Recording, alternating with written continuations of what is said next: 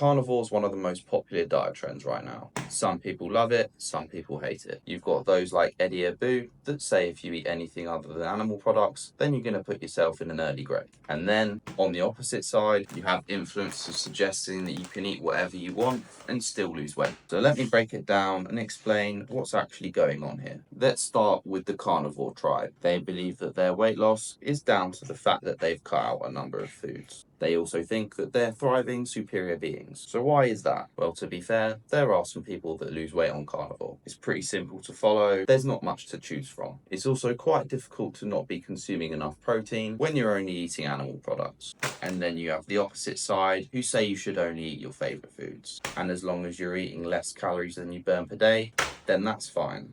And if we want to be completely literal about this, it's true that if you're in a calorie deficit, you're going to be losing weight. But whether or not you're going to be able to stay in that deficit for long enough to lose weight when all you're eating is pizza, chocolate, and cake is another story. So what's the right answer? You see, the internet always has these extremes. People naturally feel like they want to belong to one side of the spectrum. But the truth is, the best place to be is somewhere in the middle. You don't need to cut out all processed foods and your treats. You can still get in the calorie deficit by including these things and not just being restricted to animal products. And unless you're happy to never include your favorite foods ever again in your diet, you should probably learn how to include them. Otherwise, you're just going to gain the weight back afterwards. But obviously, you need to be eating mostly whole foods that are going to make it easier for you to stick to your calorie target. And then also have the benefits of the foods that the people on carnivore don't eat, like healthy complex carbs and foods rich in fibre. Finding that sweet spot and having that balance in the middle is where you're going to be able to be consistent. And with consistency comes results. And if consistency is something that you struggle with, then give me a follow because I drop tips like this every day.